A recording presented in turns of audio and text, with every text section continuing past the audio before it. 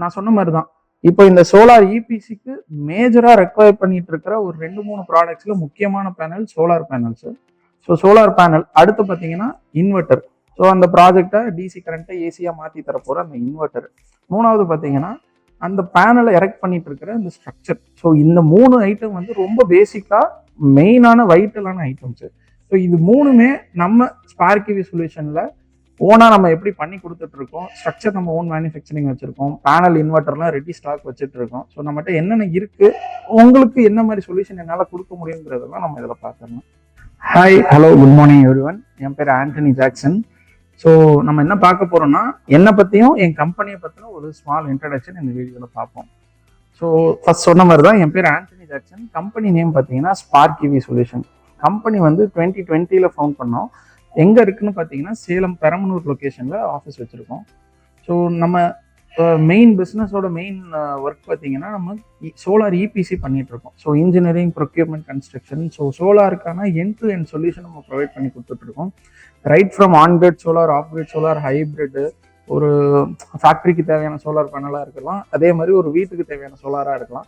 So உங்கள் requirement என்னவோ அதை தெளிவாக அண்டர்ஸ்டாண்ட் பண்ணி அதுக்கேற்ற ஸ்பெசிஃபிக் ரிசல்ட் கொடுக்குற மாதிரியான ப்ராடக்ட்ஸ் நம்ம செலக்ட் பண்ணி இன்ஸ்டலேஷனோட எண்ட் டு எண்ட் சொல்யூஷனோட நம்ம பண்ணி கொடுத்துட்ருக்கோம்.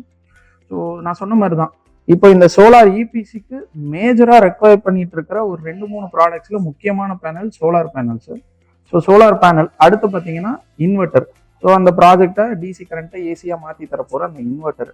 மூணாவது பார்த்தீங்கன்னா அந்த பேனலை எரெக்ட் பண்ணிட்டு இருக்கிற அந்த ஸ்ட்ரக்சர். ஸோ இந்த 3 ஐட்டம் வந்து ரொம்ப பேசிக்காக மெயினான வைட்டலான ஐட்டம்ஸ்.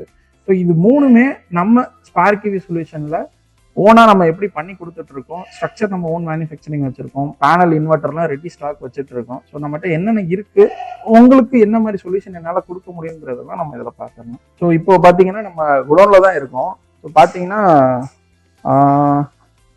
இப்போ ஹை டிமாண்டில் போய்கிட்டு இருக்கிறது சப்சிடி ப்ராஜெக்ட், அதாவது டிசிஆர் பேனல்ஸ்ன்னு சொல்லுவோம். ஸோ சோலார் பேனல்லேயே நிறைய டைப்ஸ் இருக்குது. மோனோபர்க், பைஃபேஷியல், இப்போ அட்வான்ஸ்டாக வந்திருக்க டாப்கானு, அதுலேயும் மல்டிபிள் பிராண்ட்ஸ் இருக்குது.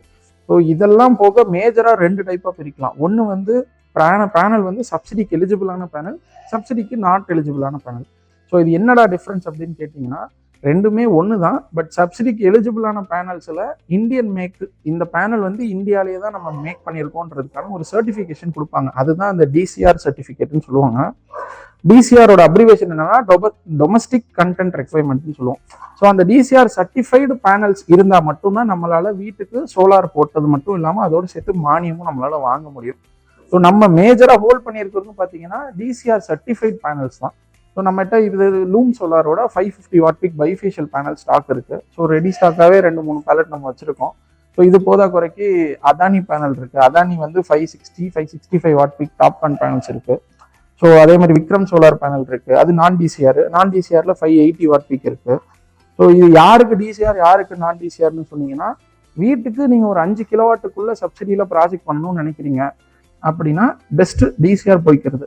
ஏன்னா நமக்கு கிடைக்கிற மானியம் ப்ராஜெக்டோட காஸ்ட்டை மைனஸ் பண்ணி பார்த்தீங்கன்னா net investment plus return on investment எல்லாம் கன்சிடர் பண்ணும்போது உங்களுக்கு அந்த சப்சிடியில் போய்க்கிறது ரொம்ப பெஸ்ட்டாக இருக்கும். இதே வீட்டுக்கே நீங்கள் பெரிய ப்ராஜெக்ட் பண்ணுறீங்க, எக்ஸாம்பிள் 8 or 10 கிலோவாட் இந்த மாதிரி போறீங்க, இல்லை கமர்ஷியல் ஸ்பேஸுக்கு நீங்கள் ப்ராஜெக்ட்ஸ் பண்ணணும் அப்படின்னா அந்த இடத்துல நீங்கள் நான் டிசிஆர் பேனல் போய்க்கிறது உங்களுக்கு ரொம்பவே கரெக்டான செலெக்ஷனாக இருக்கும்.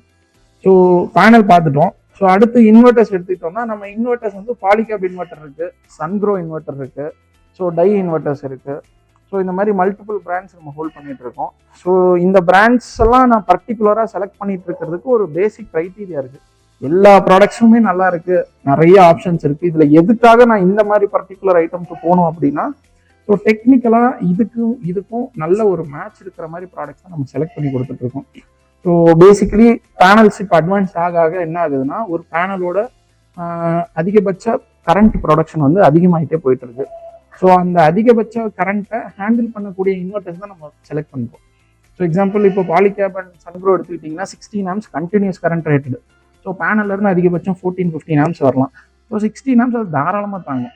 ஸோ அடுத்து டை இன்வெர்டர்ஸ் எடுத்துக்கிட்டிங்கன்னா 20 amps கரண்ட் இருக்குது. ஸோ அந்த ஆம்ஸ் ரேட்டிங் அதிகமாக இருக்கும்போது பேனல்ஸ் அதுக்கான ஹையர் கெப்பாசிட்டி பேனல்ஸ் நீங்கள் ஃபியூச்சரில் அப்டேட் பண்ணாலும் சரி, இல்லை இப்போ வர பெரிய வாட்டேஜ் பேனல்ஸ் யூஸ் பண்ணாலும் சரி, இந்த இன்வெர்டர் வந்து காம்பேட்டபிளாக இருக்கும். ஸோ அதனால தான் இந்த பர்டிகுலர் பிராண்ட்ஸ் மட்டும் நம்ம டீல் பண்ணி கொடுத்துட்ருக்கோம். இது போதாதுக்கு நம்ம வந்து பாலிகேப் டிஸ்ட்ரிபியூஷன் எடுத்ததுனால நம்ம பாலிகேப்ல வர சேஃப்டி பாக்ஸஸ், அதாவது ஏசிடிபி டிசிடிபி பாக்ஸ் எல்லாமே வந்து கம்பெனி ப்ராடக்ட்ஸாகவே வந்துடும் வித் 2 years வாரண்டியோட. அப்புறம் மற்ற அக்சசரிஸ், பேனல் மவுண்ட் பண்ணுறதுக்கு தேவையான clamps, end clamp, mid clamp, bolt nuts, GI bolt, base plate, அப்புறம் அதுக்கு தேவையான leg, rolls, MC4 connectors, DC cable, AC cable, 4 square 6 ஸ்கொயர்னு எல்லா அக்சசரிஸும் நம்ம end to end stock maintain பண்ணிகிட்டே இருக்கோம். So any time any project வந்துச்சுனாலும் இமீடியட்டாக நம்ம அதுக்கான ரெஸ்பான்ஸ் எடுத்து உடனே பண்ணி கொடுக்கறதுக்கு எங்களால் முடியும். ஸோ அடுத்து நம்ம மேஜராக சொல்ல வந்தது என்னென்னா ஸ்ட்ரக்சர்ஸ். ஸோ ஸ்ட்ரக்சர்ஸ் வந்து நம்ம ஓன் மேனுஃபேக்சரிங். ஸோ நம்ம யூஸ் பண்ணுறது எல்லாமே பார்த்தீங்கன்னா நிசோன் பிராண்டில் ஜிஐ மெட்டீரியல்ஸ் தான், எல்லாமே 2 mm திக்னஸ் இருக்கிற மாதிரி ஹெவியான மெட்டீரியல்ஸ் தான் யூஸ் பண்ணிட்டுருக்கோம். ஸோ அந்த சைடு பார்க்கலாமே. ஸோ இதெல்லாம் வந்து லெக் ரெடி பண்ணி வச்சுருக்கோம் அடுத்த சைட்டுக்கு. ஸோ லெக் எல்லாம் பார்த்தீங்கன்னா உங்களுக்கு இது எல்லாமே 2 mm திக்னஸ் இருக்கிற ஜிஐ பைப். ஜிஐனா என்னென்னா துருப்பிடிக்காது உங்களுக்கு. ஸோ அந்த மாதிரி மெட்டீரியல்ஸில் நம்ம ஓன் ஸ்ட்ரக்சர் மேனுஃபேக்சர் பண்ணுறதுனால உங்களுக்கு ஏற்ற மாதிரி கஸ்டமைஸ்டு சொல்யூஷன் நம்ம பண்ணி கொடுக்க முடியும். ஸோ இதெல்லாம் நம்மளோட ஓன் இன்ஹவுஸ் மேனுஃபேக்சர்டு ஸ்ட்ரக்சர். இது போதா குறைக்கும் நம்ம அடிஷ்னலாக யூஸ் பண்ணிட்டு இருக்கிறது இந்த ஜிஐ எர்த்ராடாக இருக்கலாம், காப்பர் எர்த்ராடாக இருக்கலாம். இப்போ அதான் எர்த்ராடு காட்டுறேன் நான். ஸோ இப்போ இதெல்லாம் ப்ராஜெக்ட்ஸுக்கு யூஸ் பண்ணிட்டு இருக்க 1 meter எர்த்ராடு.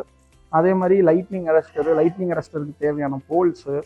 ஸோ இந்த மாதிரி கம்ப்ளீட் இபிசிக்கு தேவையான எண்ட் டு எண்ட் ப்ராடக்ட்ஸ் வந்து நம்மக்கிட்ட any time readily available. But இன்னொரு விஷயம், நான் இப்போ இதை சொல்கிறது எல்லாமே ரீட்டைல் ப்ராஜெக்ட்ஸுக்கு கிடையாது. ரீட்டைலாக நாங்கள் எதுவுமே சேல் பண்ணலை. ஸோ இது எல்லாமே கம்ப்ளீட்டாக எங்களோட ஓன் ப்ராஜெக்ட்ஸ்க்காக நாங்கள் மெயின்டைன் பண்ணிகிட்டு இருக்கிற stocks and warehouse products தான், வேறு ஒன்றுமே இல்லை.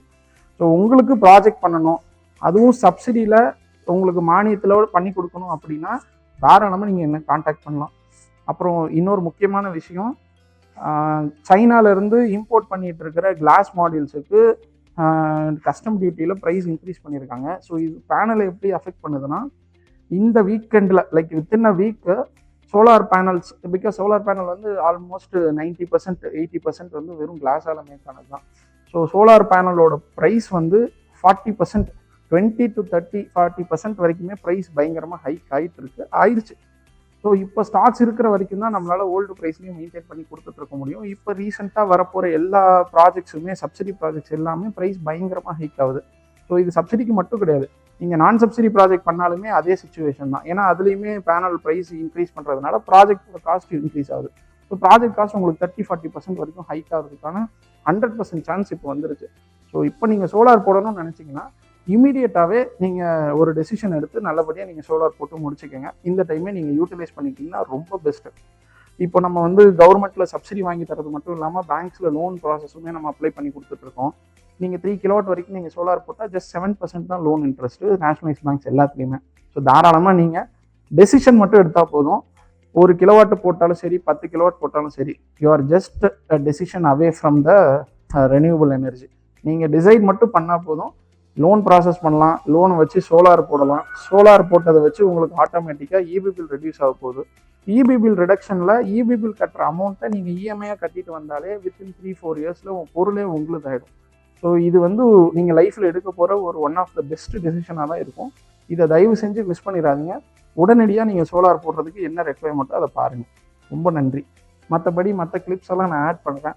சோலார் போட்டால் உங்களுக்கு என்ன பெனிஃபிட்டு, எந்த அளவுக்கு கரண்ட் பில் சேவ் பண்ணியிருக்கலாம், சப்சிடி உண்மையிலேயே வருதா, என்ன ப்ரொசீஜர் போய்கிட்டு இருக்கு, சப்சிடி வரணும்னா நீங்கள் என்னென்ன மெட்டீரியல்ஸ் கொடுக்கணும், உங்ககிட்ட தேவைப்படுற டாக்குமெண்ட்ஸ் என்ன, யாருக்கெல்லாம் சப்சிடி வந்திருக்கு, அதே மாதிரி இன்ஸ்டலேஷன் பண்ணுறதுக்கு என்னென்ன ஐட்டம்ஸ் தேவைப்படுதுன்றதை பார்த்தோம். ஸோ எப்படி இதெல்லாம் வந்து அசம்பிள் பண்ணி ப்ராஜெக்டாக நம்ம எப்படி சப்மிட் பண்ணுறோன்றதையும் நான் காட்டுறேன்.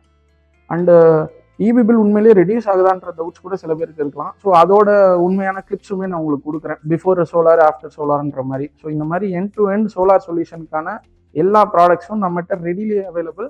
So we are highly capable of doing the complete project for your requirement. So any projects நீங்கள் தயவு செஞ்சு நீங்கள் எங்களை காண்டாக்ட் பண்ணலாம். We will be supportive throughout the end. ஓகேங்களா?